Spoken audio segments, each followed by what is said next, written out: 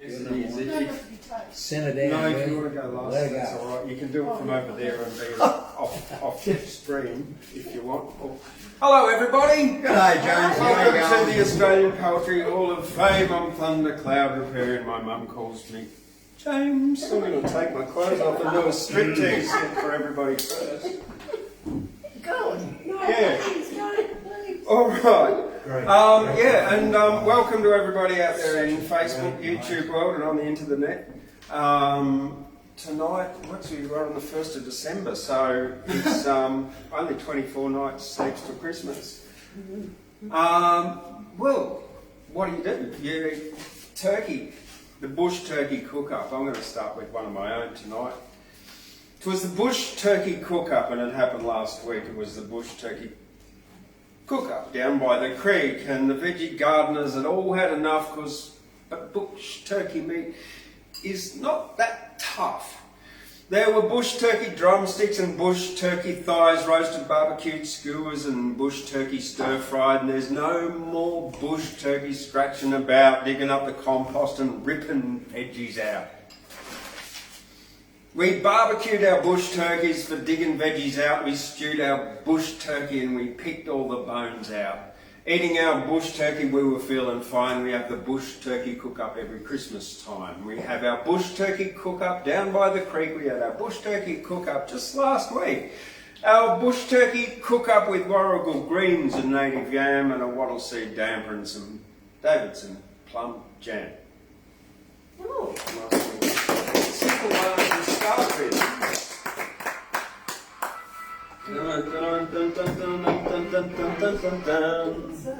That is its phone. And on that note, I'll begin by acknowledging the traditional custodians of the land on which we hold tonight's poetry event, and acknowledge the continuing connection of the First Nations people, the elders, past, present, and emerging, not just here in Kamilaroi and Bandby country, but right around this Gondwana continent, now called Australia, and acknowledge sovereignty has never been ceded. And on that note, I'm going to start with a Charles Harpur poem. It's a bit longer than the ones I read out last week, but this one is pretty relevant because we're in the middle of one of the largest rainfall events probably this century. And this one is called The Cloud. And Charles Harpur was an Australian poet who was born in 1811, passed away in 1896. He was one of the first settler-born poets. Also said to be one of the better poets of the time. The Cloud. One summer morning, out of the sea waves wild, a speck like cloud, the season's faded child, came softly floating up the boundless sky, and o'er the sun-parched hills all brown and dry. Onward she glided through azure air, borne by its motion without toil or care, when looking down in her eternal joy, she marked earth's moilers at their hard employ.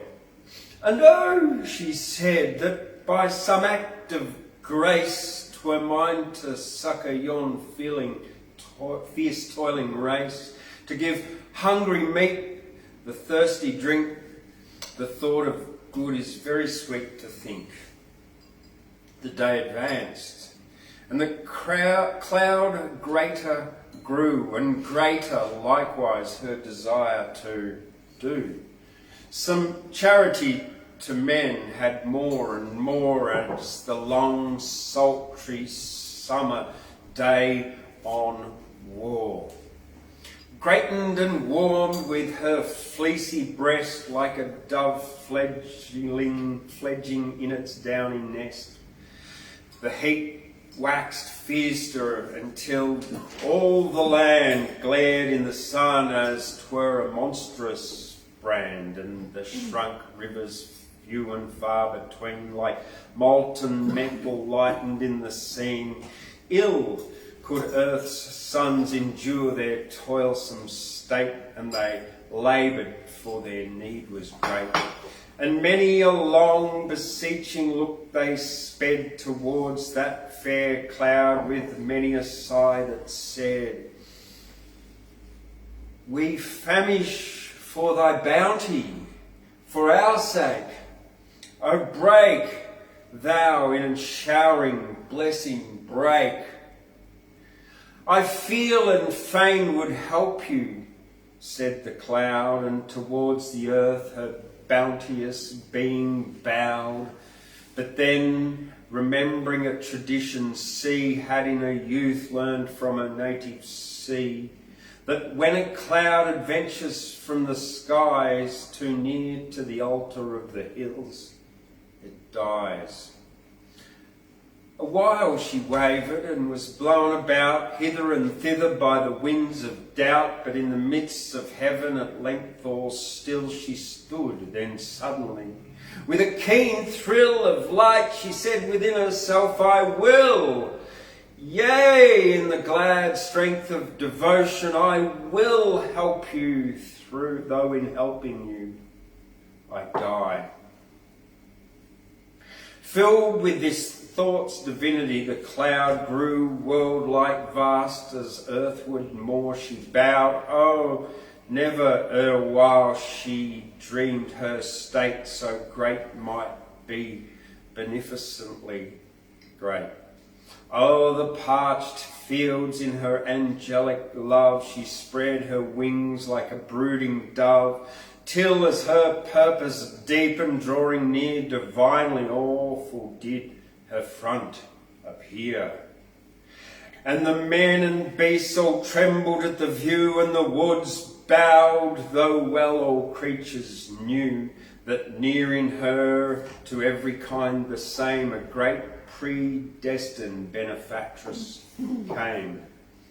And then, throughout her full-grown form, the glory of her will, the pain and storm of life's dire dread of death, whose mortal threat from Christ himself drew agonizing sweat, flashed seething out rents amid her heaps of lowering gloom, and thence with arrowy leaps hissing jagging downwards, till a sheety glare illumined all the illimitable air. The thunder followed, a tremendous sound, loud, doubling and reverberating round. Strong was her will, but stronger yet the power of love that now dissolved her in shower, dropping in blessings to enrich the earth with health and plenty at one blooming birth. Far as the rain extended o'er the land, a splendid bough the freshened landscape spanned. Like a celestial are hung in the air by artists to illuminate there the parting triumph of that spirit fair. The rainbow vanished, but the blessing craved rested upon the land the cloud had saved. Thank you.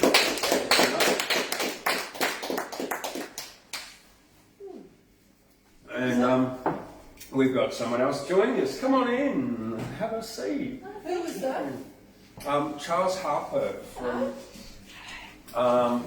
around between the 1811 and 1868. Oh, wow. Yeah. You feel some of the vibrations you get in the 19th century panoramic Australian landscape painters in those words. Streeton and was the Cubbins and beautiful that's a piece, feel.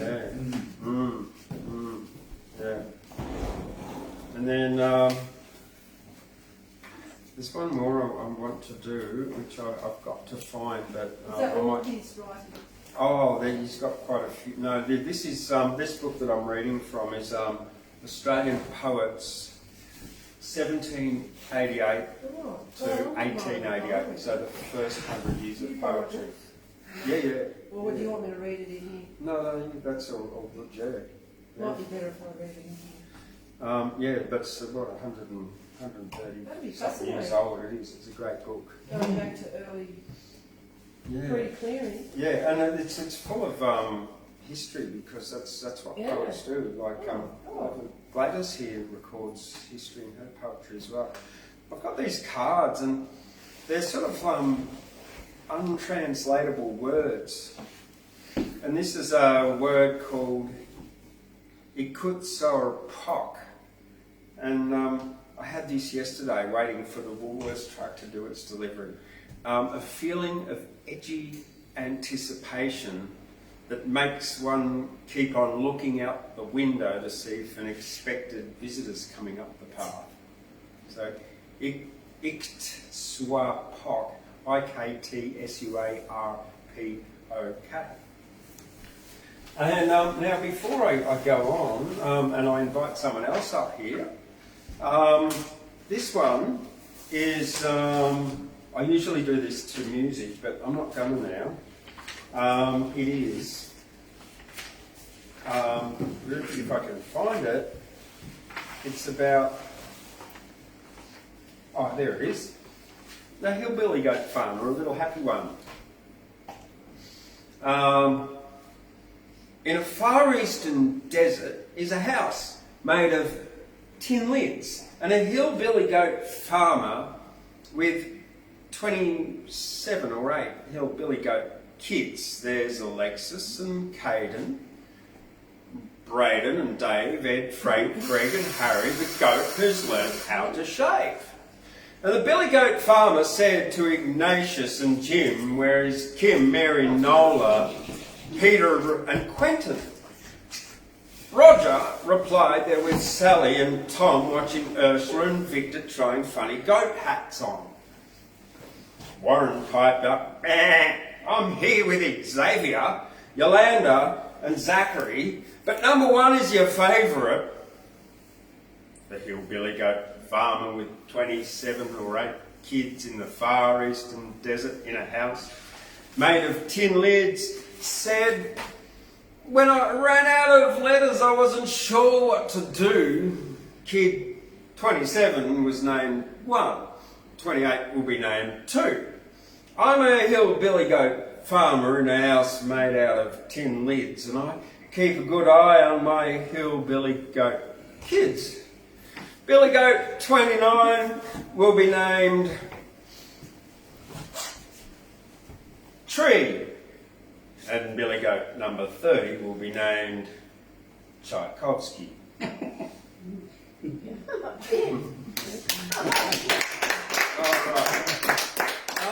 So I gather, of course, Tchaikovsky was going to be homosexual.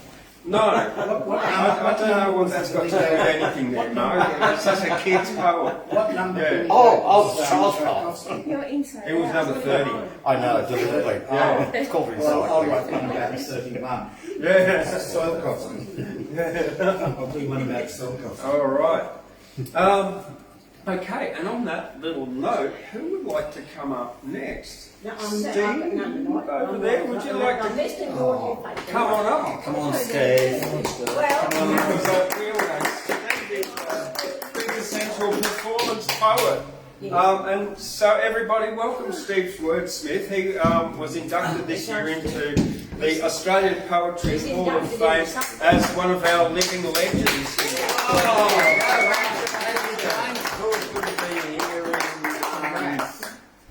The Australian Poetry's Hall of Fame on Wednesday nights for the open mic. It's a great place to be. I love being here. I've got a few sparkles on the top tonight because we're getting close to that time of year and we can put joy into the world and a bit of happiness, you know, because that's what it's about at this time, you know. I have some interesting little things that I've been writing and, you know, what is poetry? Poetry is thoughts written down. So, you know, if some of the opinions of what I say in my poetry offend your opinions, well, opinions are like bumholes. We all fucking have them. Please watch the screen. Okay, so yeah, I know that, and you know, sometimes I'm just, you know, opinions in life are getting out of hand. You know, there's so much different speaking coming from different areas and all that. And if we can just get some truths in this world, you know, I think we could be doing all right, you know. And yes, I do offend some people, you know, with my language. Sorry about that, James. You know, but sometimes in poetry we do get into our vulgar sort of part of life, and we try to behave, you know. And I don't swear very much. 10% of the time. I've been writing this poetry and these, and I would really like to just expand on some of the things I've been writing down and thoughts, because when we spend our time in certain places, it's sort of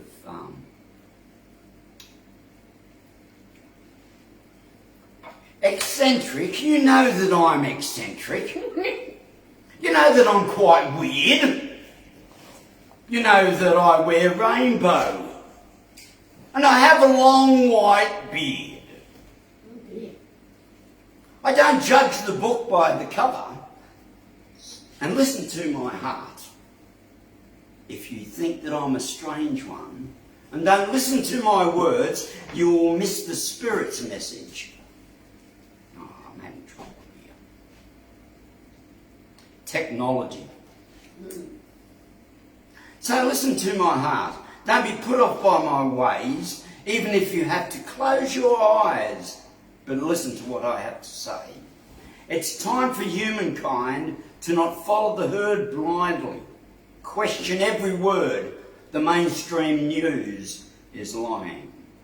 The population is being misguided and led down by the wrong track by a bunch of evildoers who are full on in wrong intent. I know it's hard to believe because they seem so straight, but if you don't believe me and take their inoculation, I'm sorry for your future. You may end up in a box, so break the status quo. And don't listen to their lies, and we've had a chance of survival if we open up our eyes. So listen to the eccentric poet, because he may be weird and colourful, but listens to the Spirit, and the Spirit makes him wise. Oh.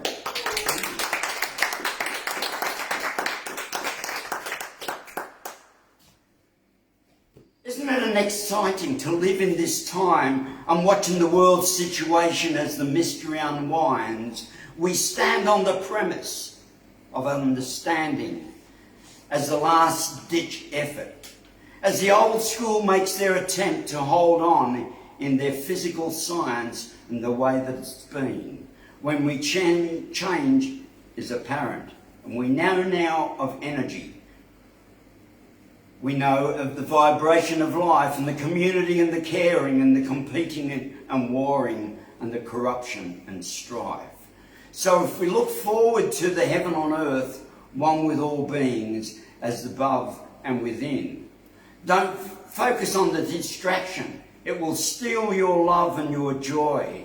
Our thoughts are so powerful, we've been asking for change. So keep your eyes on the beauty of nature and the beauty of life. Let them fight, let them battle, and let the universe have them. It's not up to us. Our place is living in unconditional love.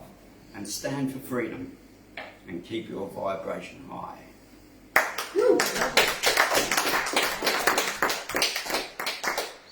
And we're going into the golden age of Aquarius, or we're actually in there. A new day is dawning, a new day is here when we open up our real eyes and we overcome the fear. Be grateful for all that we have and don't focus on what is being taken away or lost. In the process, the dross must be burnt away, and what is left is pure gold. The golden age is on its way. One love. Sounded like Charles Harpur there.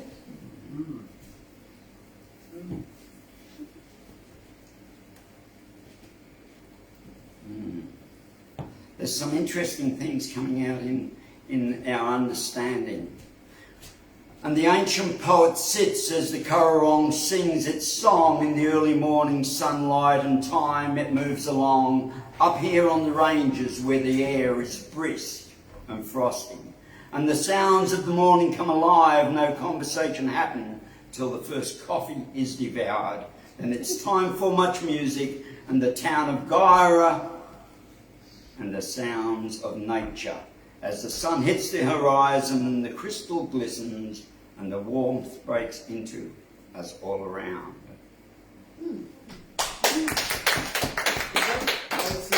All around, or breaks in? Just breaks all around. When the moon's rising on a brand new day and two hearts in collaboration showing the ways to breaking the moulds of hurts and pains, working in unison without any constraints, 1 on 1 makes 11, they say, as we combine our talents in a brotherly love, compilation in spirit and gifted art, two spiritual brothers from different mothers and from different parts. Words of the wizard in wisdom and trust brought together through the shit and the dust. It's time for change, we set the path where Ridgery and the Wordsmith stand, not bound by the hurts of this ancient land with gifts that are given from the spirit and the trust, not impeded by shame and lust. Standing together, not divided by greed, working together we will succeed. Full moon shines through snow clouds in the spring equinox as we combine our talents in a brand new way as words of the ancient, together in a brand new ways. In a time when the world needs change, standing together, not divided, we stand, walking in the dreaming throughout this land. Walk about times of music and art, no division, only working as one. This is the change that is needed today. Divine wisdom is given from above when we walk together in compassion and love.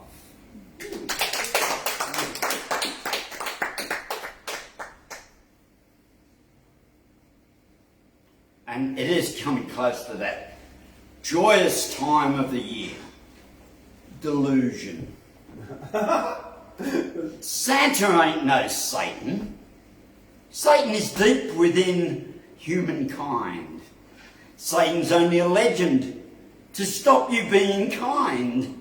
It's a time to learn some lessons and get over your own self. Time to learn some wisdom and put your mind up on the shelf. You're bound by the distraction, and that is evil's plan to fill you full of knowledge, because that is what we're taught. So seek for inner guidance and don't think you are so smart. Learn that mind tells lies. Don't listen to the bullshit. At this time, listen to your heart. I'm nearly there, James. Okay. Rolling along.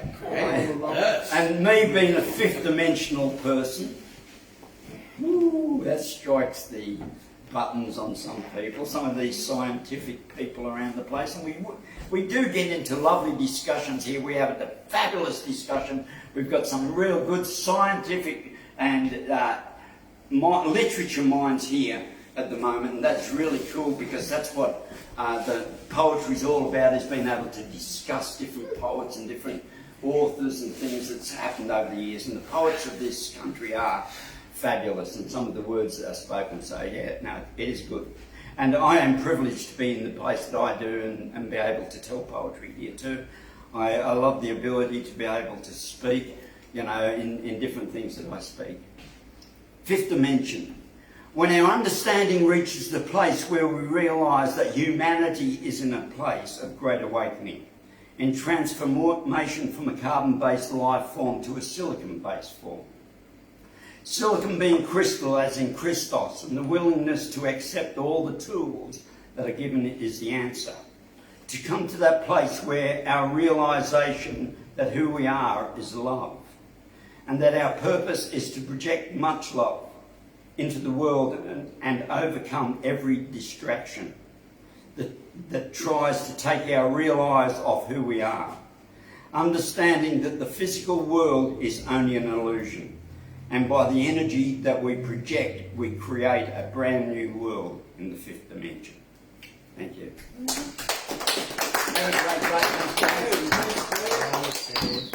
All right. Well, did you know that Omicron is an anagram of moronic when you... Yeah,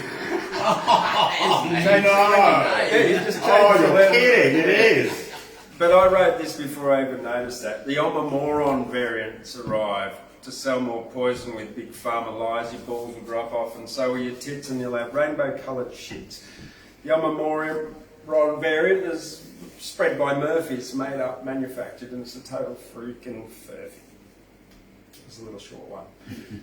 And another one, moving right along here, no need to clap. This is a real one. Yeah, let's try and say this one fast. There once was a walk, and this walk would roll and wound until it reached its goal, where the whistle worm wiggled while the wet warbler wonders will be a wetland in West Willow. Could try to do the subclasses. Can you do that again? With the list I'll like do that. it. There once was a walk, and this walk would roll around and around until it reached its goal, where the whistle worm wiggled while the whip warbler wonders what will be a westland in West Willow. That must be one of the longest words ever written. West Willow. Yeah. And before I will invite Ashley up next. This is an O, capital G, capital O, capital D. O-G-O-D. Gratitude or depression are choices. You are in control of your inner voices. There's no need for rear vision. Moving on is a matter of decision. Letting go of anger to forgive, not forget, but moving forward to live. Everything there is has polarity. We can hoard or we can give in charity. Every day is different. Things change. Every day the same would be strange. Universal consciousness experiences itself through life, death, poor, sick, rich, of health. Ostracised or part of a community, united in a field of energy and unity. O-G-O-D. Thanks for all the friends who give a lift. Life's an opportunity and also a gift to lift our spirits higher and vibrate with joy, peace, bliss and make it great. Every human being has a choice to be silent or speak and raise their voice. In this I am sure I am correct. Every effect has a cause which causes an effect. There are times that require gall and gumption. Look for facts and never make any assumption. Unless you want to play or look like a fool, you can be a nail or a hammer kind of tool. Gratitude and appreciation everywhere. Sun breaks through clouds illuminating hair. O-G-O-D. This is going to be a really fun day. Welcome back to life here on this Sunday. Pirates running banks in a Roman toga. Babylonian money magic business yoga. History shows us how this situation arose to be our greatest tribulation, but the air is blue with clouds in the sky. The living and the dead will someday die. Vegetables and soup eaten with a spoon, delicious and nutritious in the afternoon. Universal acceptance through gratitude brings ineffable life through an attitude. Through deserts and up mountains we trod. Oh, thank you for showing us the path. O-G-O-D.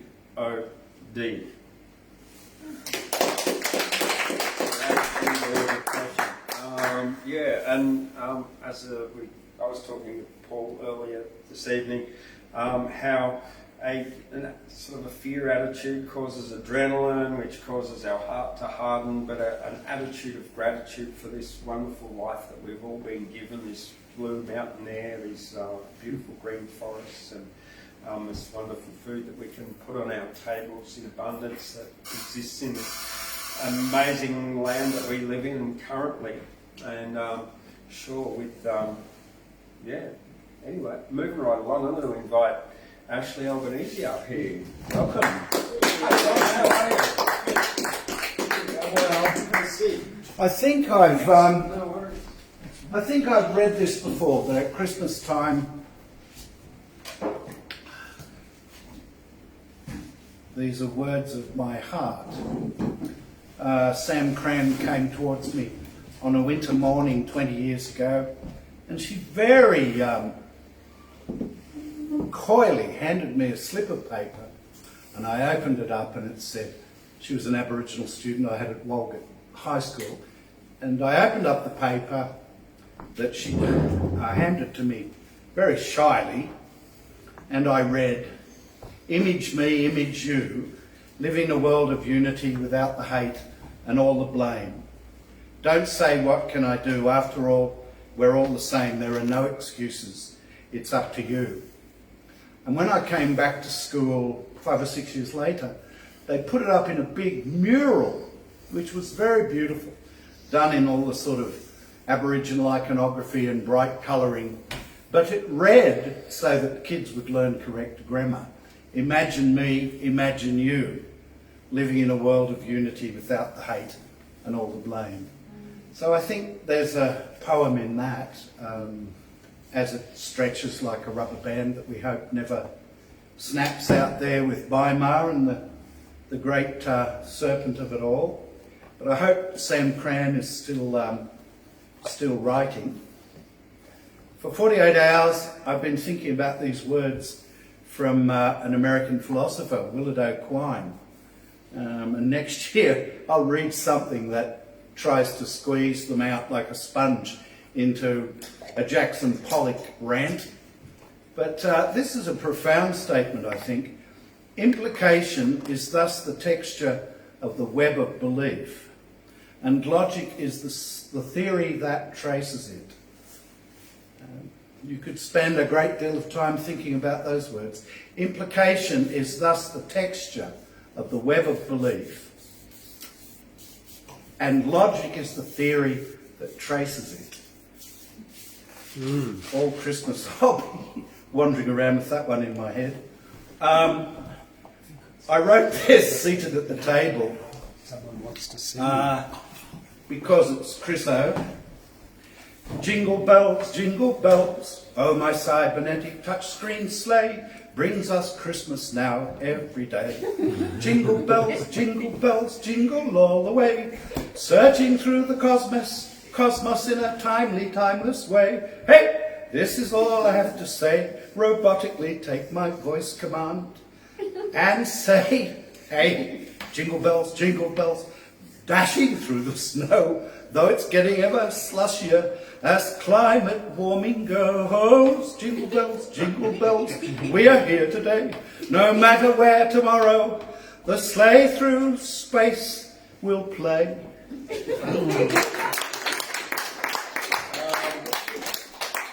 On a somber note, this is how my mind works, like a dissolute dragon trying to keep its bangs together. Stevie Smith says, somewhere I think in that magnificent masterpiece, White Teeth, can there ever be a positive outcome on stolen land? And I think Australians need to almost have that tattooed on their left kneecap. And after I wrote my Jingle Bells slight, I wrote down, as Steve was performing, jangle bells, well somehow I feel when Christmas decos tangle up the way. Jingle bells, somehow how I feel when Christmas decos tangle up the way. And I will finish, coming towards Christmas, by a poem I have read previously that is The Rule of Many Things. A poem that haunts me and disturbs me, as do most of the words that Jonathan Swift wrote. On the death of a late famous general. His Grace, oh impossible, what? dead of old age too, and in his bed? And could that mighty warrior fall, and so inglorious after all? Well, since he's gone, no matter how, the last loud trump must wake him now, and trust me, as the noise grows stronger, he'd wish to sleep a little longer. And could he be indeed so old, as by the newspapers we're told? 80, I think, is pretty high. 'Twas time in conscience he should die. This world he cumbered long enough, he burnt his candle to the snuff. And that's the reason some folks think he left behind so great a stink. Behold, his funeral appears, nor widow's sighs, nor orphan's tears want at such times each heart to pierce, attend the progress of his hearse. And what of that, his friends may say? He had those honours in his day. True to his profit and his pride, he made them weep before he died. Come hither, all ye empty things, ye bubbles raised by breath of kings, who float upon the tide of state. Come hither, and behold your fate. Let pride be taught by this rebuke, how very mean a thing's a duke. From all his ill-got honours flung, turned to the dirt from whence he sprung. Unfortunately, I fear... Was that Wellington? Sorry? Wellington? No, I think it's a Marlborough, General Marlborough, who had crushing bloody victories. Sorry? It's a very sombre poem, that, I fear. Well, we've got a very fraught situation in the world right now. All these tribes struggling for resources. Keep their fires burning. So thank you very much, Ashley. Yeah. Before we move on, I just want to know who else is going to be reading or doing poetry. Nobody else is going to give Paul Santa a bad rap over. A song from Rob? Paul? No? Steve? No, I might pass on it. All right. Do you want to read something? Valley? Off video. Yeah, off video. You can sing a Yeah. song. Well, I'll do one really quick one. This one is about fear or I don't know what. courage, bravery, I guess. Two little chickens went walking in the night. One sang a happy song and the other cowered in fright. Everything can be seen in many different ways. The scared little chicken was frightened in the daze. One little chicken gave a little cluck. The other little chicken said, I don't give a flying fire truck. I'm a brave little chicken and I just want to be happy, caring what other chickens think would make me feel crappy. A brave little chicken never made an assumption. He had a lot of gall and he had a lot of gumption. He lived in the moment and enjoyed every now. He said hello to the roosters and hello to a cow. The other little chicken was a scaredy chicken cat. He rarely went outside dancing and stayed inside his flat, never caused trouble and never caused strife, and by golly gosh, he had such a boring life. The happy little chicken lived a life obtuse, travelled far and wide as voyages foment the youth, trusted in the universe that all would be all right, and went to comedy shows and went dancing in the night.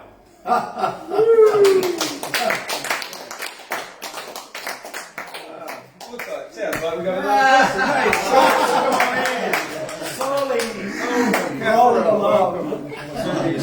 Well, this officially makes it our biggest Wednesday poetry night ever. So this is the first time we've had more than 10 people. We've got 11 here now. So it's just growing and snowballing and getting bigger and bigger and bigger and bigger. So yeah, thank you for coming up the hill through this wet weather and over flooded creeks perhaps. Stuck out the road riding. Getting ready for doing some poetry. All right. Well, Ali, would you like to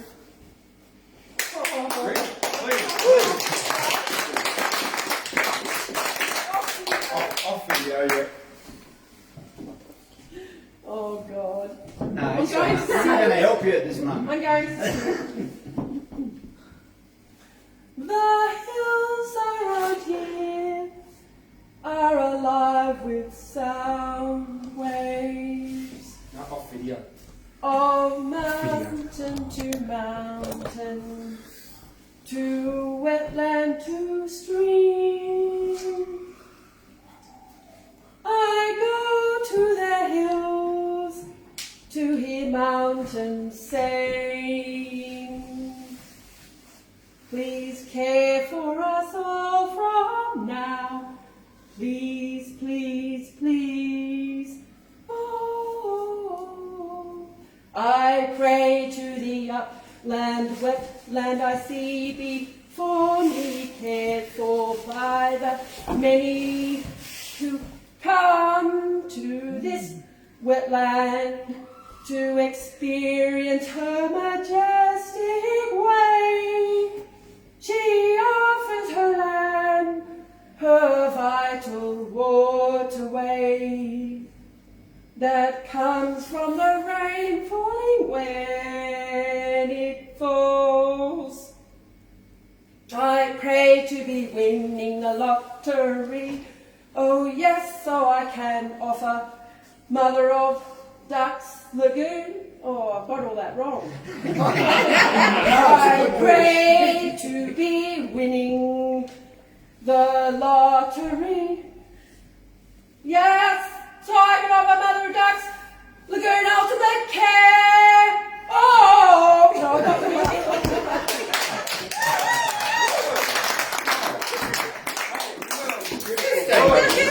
Fabulous system around. It falleth from the heavens. That's good, Alan. Is it Just novel? comes straight from heaven to nothing. Isn't it Ava? James. I James. have no idea. James. Yep. Permission to speak. She was a novel. Yeah. Give us a speech. Come give us a speech. I'll give you a song. I wasn't gonna. Go on. Seeing as Ali was so brave.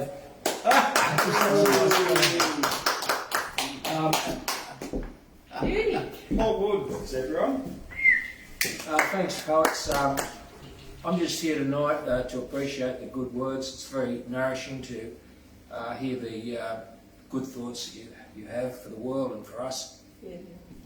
My heart's in Kentucky. I explained this to James when we met, that by some strange happenstance and circumstance, my heart's there. That's where I want to be. It's a strange thing. I've got no reason to have it, but it's there. And somehow the melancholy of that place, the hardship of those people, probably up to the 1960s and after the Civil War, these people probably have done it harder than any sort of Western civilization, and I'm very interested in that sort of epoch and period. Of that time, those people worked hard. They were miners, they were farmers.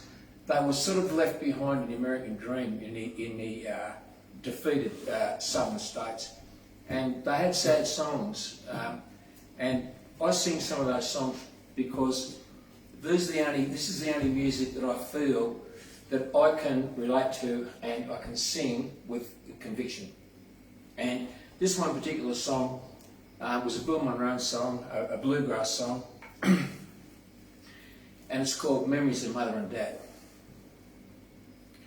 Mother left this world of sorrow, her home was silent and so sad. Dad took sick and had to leave us. I had no home, no mother nor dad. There's a little lonesome graveyard on these tombstones, it did say, on Mother's gone but not forgotten, on Dad's we'll meet again someday. I often go down to the graveyard where we laid them down to rest. I can almost hear them whisper, trust in God, he'll do the rest. There's a little lonesome graveyard On his tombstones it did say, on mothers gone but not forgotten, on dads we'll meet again someday. Their souls have gone up to heaven, where they'll melt with God above. There they'll meet with friends and loved ones, and share in all his precious love. There's a little lonesome graveyard, on his tombstones it did say, on mothers gone but not forgotten, on dads we'll meet again someday.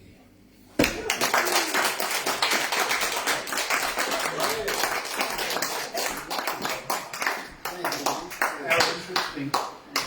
How yin and yang. Yang and yin. You really Well, captured that era. Yeah, Your absolutely. voice. Yes. That was lovely, thank you. Much appreciated. I'm going to do another bit of poetry with the word of choose in it again. Oh, there's 2 in a row with the word of choose, all right. And then, Saul, would you like to come up next? Yeah. Yeah? Make us laugh, Saul. Yeah. Oh, sorry, guys.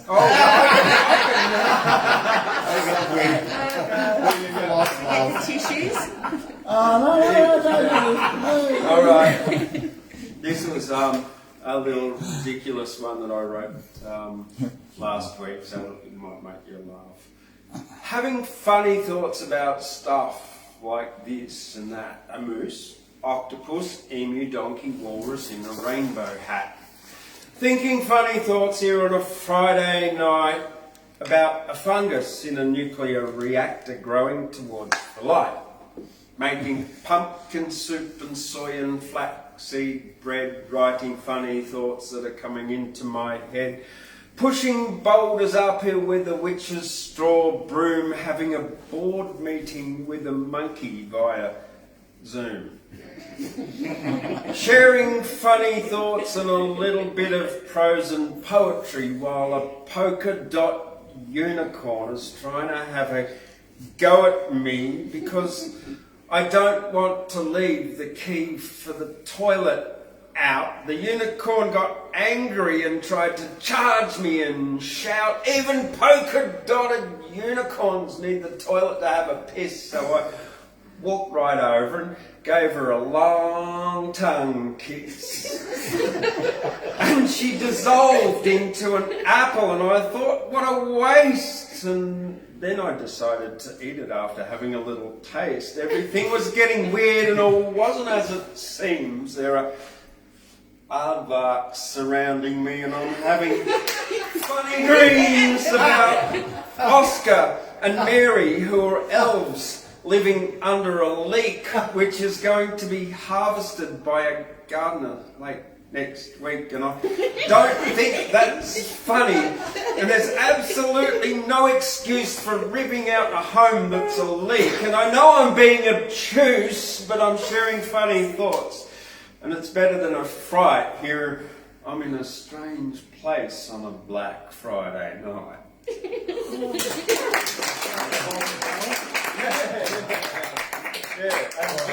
Written on Black Friday, not a Friday the 13th, but a Friday the shopping day where like people go crazy and beat each other for cheap stuff.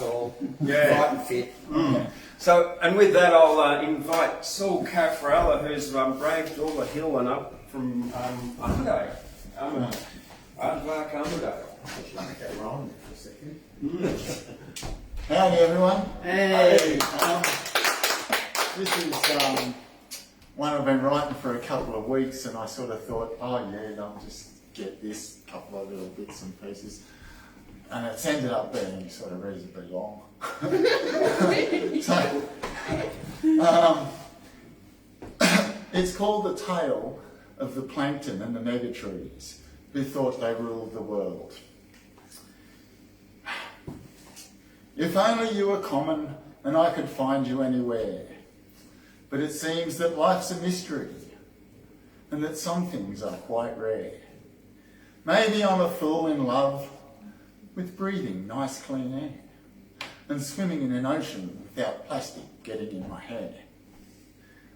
There is a simple story that all of us need to understand, that once upon a time the air was full of carbon, like the beach is full of sand, and that most of life was plankton in the seas and huge megatrees upon the land, and that plankton and that plankton and those huge trees thought that life was grand. They lazed in the sunshine and gobbled up that carbon for breakfast, lunch and tea. They partied and they gorged themselves in glee. Then, one day, day by day, they died. They suffered for their greed. They ate up all that carbon and fell to the bottom of the sea. And on the land they'd grown and grown through generations past. But they too fell and were buried, victims of their lust. Because they breathed out oxygen, they changed the air that was so suited to their taste. It was not sustainable, and they suffocated on their waste. When their reign was over and they were fossilising into coal and oil, all the oxygen that they made lit the fuse for all us critters to embroil ourselves into the lot in which we fall and play and pray and love and politic and toil. But as we thought up grand ideas with our super clever brain, we left the path of nature and things began to spoil.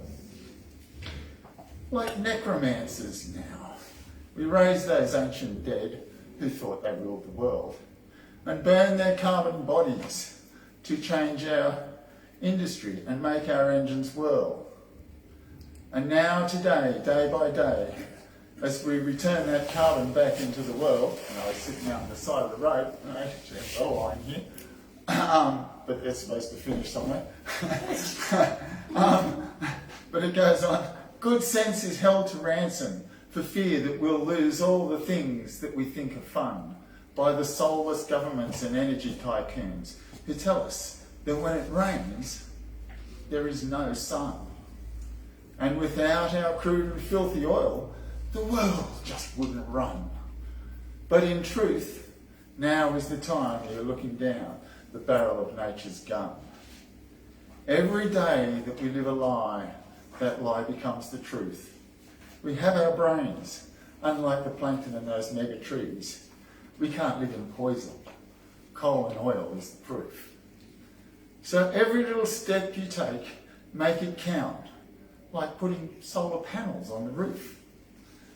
Now is the time to demand and stand, and if we have to, fight, and understand that in the end, we either die or we unite. And that our world has lots of boundaries, but for our energy, the sun is infinite. We need to change, or the climate will, and we can kiss ourselves goodnight. So, if you hear this tale when I'm no longer here, and my children's children can all breathe in nice, clean, fresh air, maybe we will have realised that it's the one thing that we all share, and that the world, this globe we live upon, is extraordinary and rare.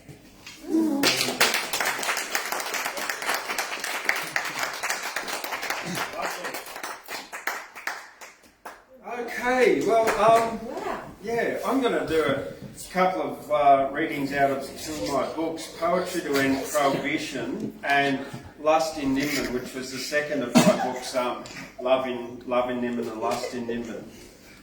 Reason is because young Steve here has, I don't know, I bet you're younger than me. The old Steve over The old Steve, You'll have to do a trilogy. Lost in Nimbin. Lost in Nimbin. Oh, there's lots of lost people in Nimbin. You'll have to do a third one. Yeah. Lost. But this one formed part of my Street Poets News from the 2017 Nimbin Performance Poetry World Cup. And I have Varney Pat Levy to thank for this one, who said to me that a niece told her, said to her, Auntie Pat, some people are like bowerbirds. I don't actually need to read this either. This one came into my head from Auntie Pat's niece who said, Auntie Pat, it makes me sad. Some people are like bowerbirds and that is bad. The bowerbird is not your mate. He'll take and take and take and take. He hoards away the gold and blue, his junk and mask attracting you.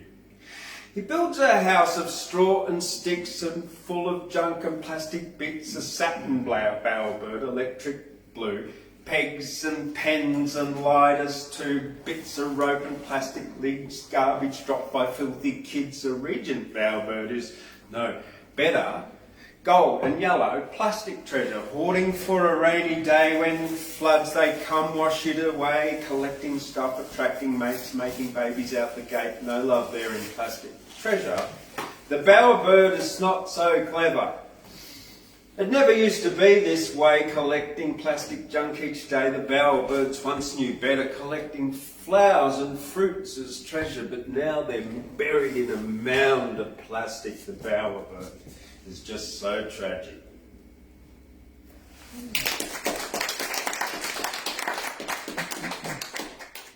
And and then the next one is from Poetry to End Prohibition. Now this one was penned in the hemp bar in Nimbin during a planning meeting for the 2018 Mardi Gras. Grass, not gra, Mark. Mardi Gras. So this is from my book, Poetry to End Prohibition. Now both of these are all available online. This one's available from me here too if you want to get a copy or order it out there in Facebook and YouTube world. We were in the organising meeting, and Michael Balderstone, the head of the hemp party, which I think it's changed its name now, but said something. We were talking about some yoga classes that were on, and he said, oh yes, there was a clash of classes and something about yoga wars. So this one is called the Yoga Wars. There was a clash of classes, and Sonny cracked a shit. I was here before you today. And Angel said, suck it. I challenge you to a yoga battle. Sonny said to Angel, this is Warrior 1 and this one here is Table. Sonny, with a bleached blonde hair and a tight pink leotard, did Cobra and an upward dog and held it very hard. You ought to salute the sun. I was here before you. Angel didn't flinch and went into Warrior 2. Angel said to Sonny, bitch, you are a pain. You can't afford this leotard that I got from Lorna Jane. Then she didn't salute the Sonny and did a downward doggy too. She flashed her ass at Sonny and said to her, fuck you. Sonny did a cat-cow and then went into Warrior 3. She raised herself up tall and did a mountain pose, then a tree. Angel took a deep breath and just sat in lotus pose. She didn't move, she just sat there and thumbed a snotty nose. Sonny took a yoga mat and rolled it very tight. She whacked it into Angel's head with all her yogi might. The yoga wars began that day at the rising of the sun, because Angel arrived before Sonny and got the best view of the sun.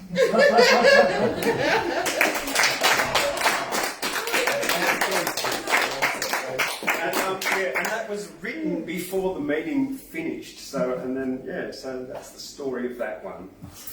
And on that note, Rob, would you like to come on up and do us a song or something, whatever you're going to surprise us with? Do something.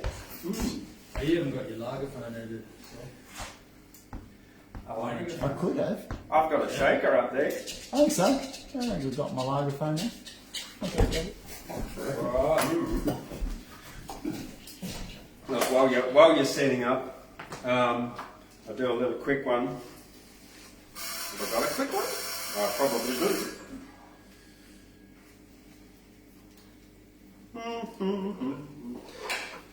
Yeah, while Rob's setting up, I'm going to talk about the pizzaster.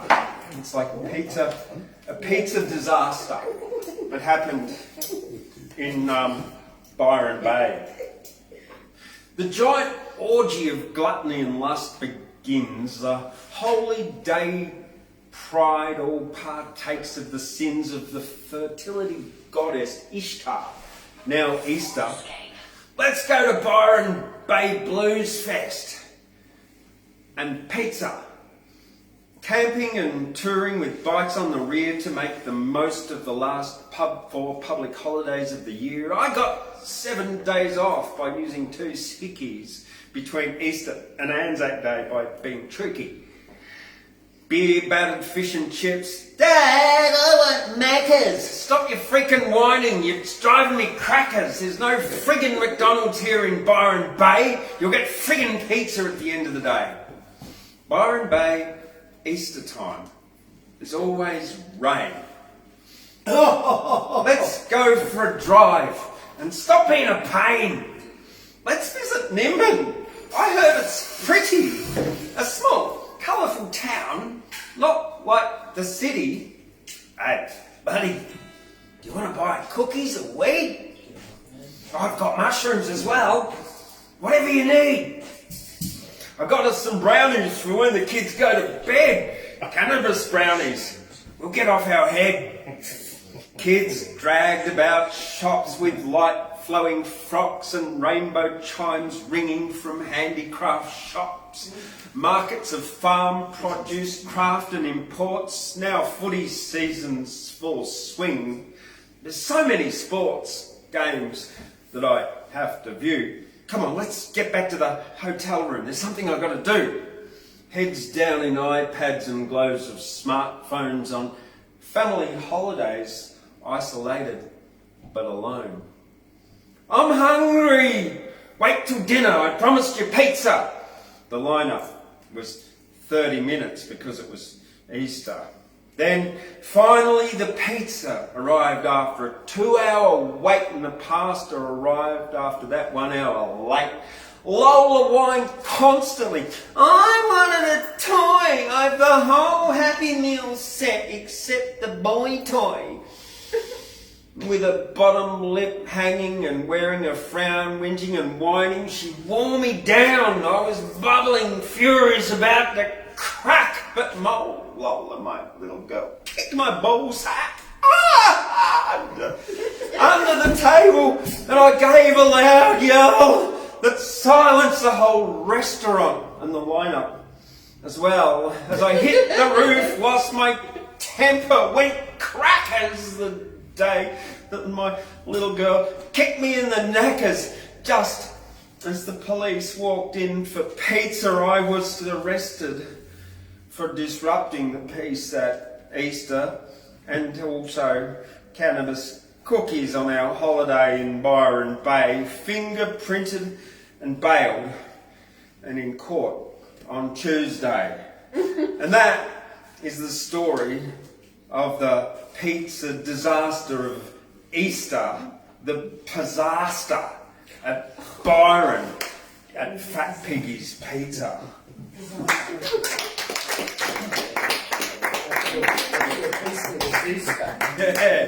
Yeah. All right, gentlemen, come on over. Absolutely. Yeah. Rob Baker and Saul Cafarella, come on over. Come on down.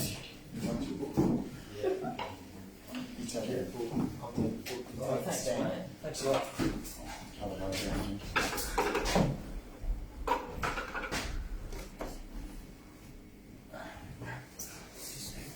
So what have we got? Saul and we used to play together at Westside Espresso in Armadale a few years ago.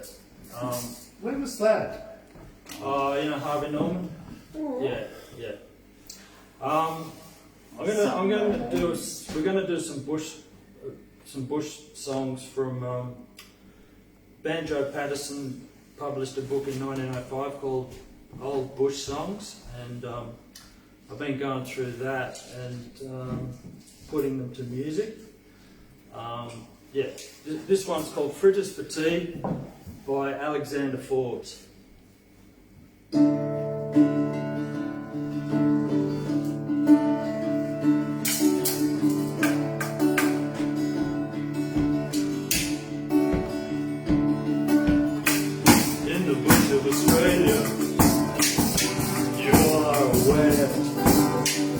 There are plenty of hardships and very rough fare, but with power, fat and sugar, I think you'll agree, a man can turn out some nice fritters for tea. Oh, don't I like fritters? Lots of nice fritters, plenty of fritters. Sugar for tea. The English like pudding, the Scots like burgoo, and Paddy delights in real old Irish stew. And Paddy and George will all say with me, there are many things worse than nice fritters for tea. Oh, don't I like fritters? Lots of nice fritters, plenty of fritters, with sugar for tea.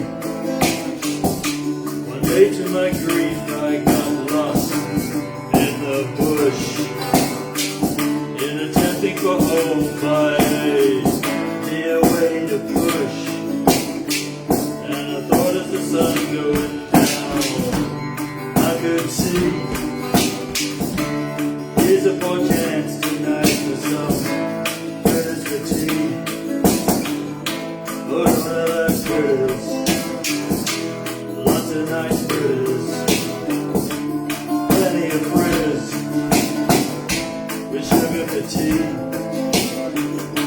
2 days and 3 nights there I wandered for long. Were quite tired and my clothes were all torn. My trousers were tattered right up to the knee. But the thing grieved me most was no fritters for tea. Oh, don't I like fritters? Lots of nice fritters, plenty of fritters, with sugar for tea. It was when I went in for lunch. I prayed for a good sharp punch, more than a church. And the groaners that lay by the root of the tree. Oh, I wish to the Lord I had fritters for tea. Oh, don't I like fritters? Lots of nice fritters, plenty of fritters, with sugar for tea. At length safe and sound I got back to my home. Took jolly good care for some time not to roam. But that night you may think I pitched in with great glee to a wonderful feed of nice fritters for tea. Oh, don't I like fritters? Lots of nice fritters, plenty of fritters, with sugar for tea. Oh, don't I like fritters? Lots of nice fritters, plenty of fritters, with sugar for tea.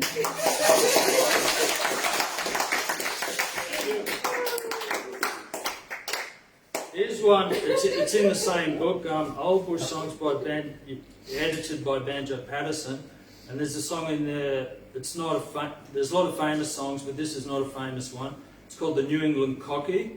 It's written, you know, about this place by an anonymous author, and I've put it to music. For his own safety. A lot of them in Old Bush Songs are anonymous, like including a lot of the famous ones. Like Click Go the Shears is anonymous.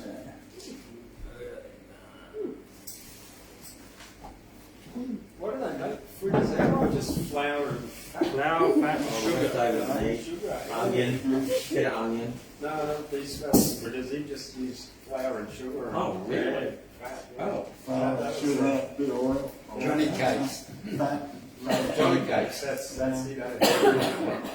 Never had sugar in fritters. Basically little bandits fried. Just flour and sugar.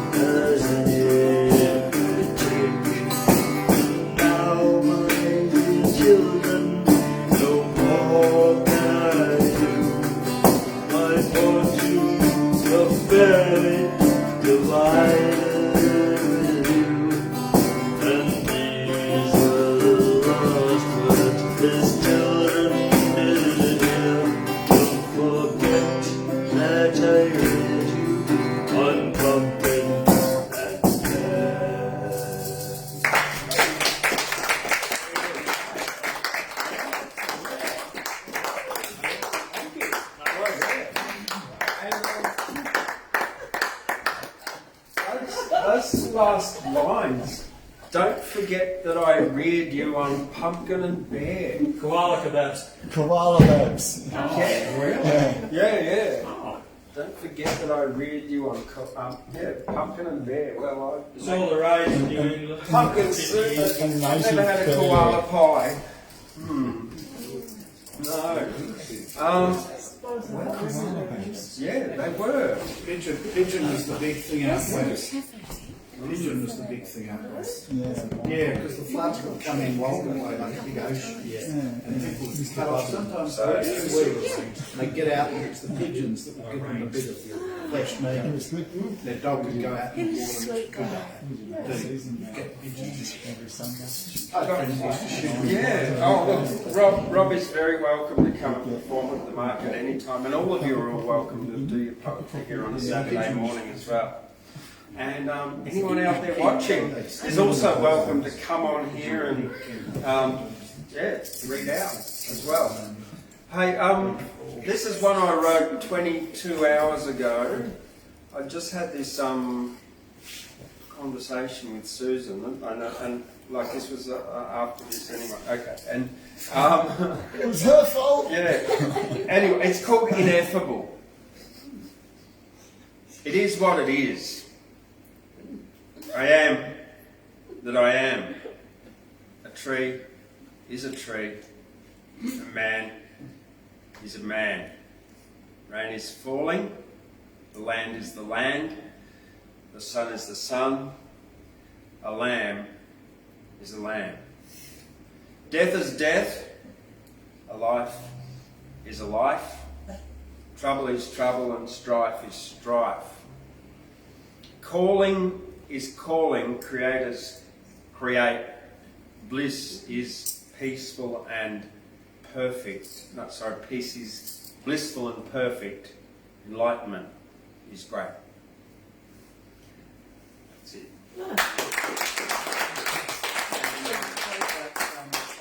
Did you say you called that poem ineffable? I'll take credit for it now. It's just that whole poem is the opposite of ineffable. Yeah. Ineffable means the opposite of that whole poem, which is interesting. Well, no one. I'm still having trouble defining Exactly, it's got no definition. It's got So no definition. when you have an interesting poem it. So something of is cataloguing what it is. energies Yeah. chaining along, you're presenting what is. But ineffable is this essentially beyond is or is not. Yeah. Anyway, made me laugh. Yeah. And Steve follows too because he's always into that microscope on words. I had a long discussion for about 20 minutes once when I was 15 with my brilliant teacher. So I've got one more, and then Then after, which is good morning. But then actually I've got two more, and I'm going to have to go and get my prop for the second one. But before we finish off tonight, is there anyone else wants to get up and read or anything? This is a good prop. No? Okay, prop, all right. Good morning, good afternoon and good night, good day, good darkness and good light, good rain, good clouds and good sun. I hope you have a good laugh and also have good fun. Good food, good water, and I'm feeling good. Thanks, good to see the rivers flow and good water in the tanks, good rest, good game, and have a great day. Good time to jump in puddles and have a good play. Now, I've got to go and get a mushroom for this next one. We need cowbells when you were We singing. went mushroom hunting. Not when you go, we need Yes. Oh, look at that. That would be great. I could hear them in my So- mind's eye. You should sing. Don't fall down the hole. Oh, mate. Where's that from? This one is from the, what do you call it, the trees up the road, opposite the fourways. You must have taken underneath. the good ones. Oh, yeah, but we went there after and got some others and had some lovely dinner last night, hey?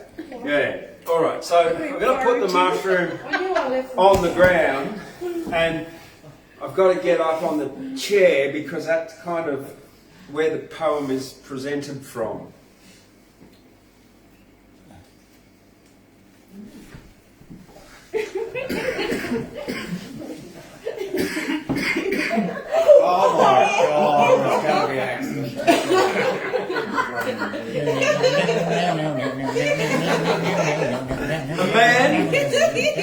A man, a dog, and an elephant on a chair, balanced on a mushroom, suspended in the air.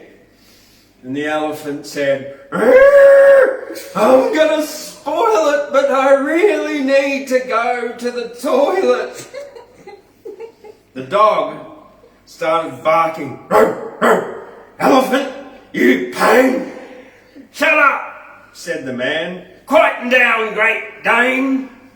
The elephant replied, I can wait a bit if I can have the chair and I can have a sit." So the elephant sat down and rested on a chair, balanced on a mushroom, suspended in the air. But he couldn't hold it in, because that's what elephants do. So the elephant on the chair then began to poo. Elephant poo was falling like hail to the ground. The Great Dane dog was barking. "Careful, elephant, look around." The mushroom that they were balanced on then began to speak. "Well, I love elephant poo. It makes me strong, not weak. So please, Mr. Elephant, give me all your poo. It'll make me a strong mushroom and then I'll be able to support you." The elephant bent over and did a big poo log. "Now I love elephant poo," said the Great Dane dog.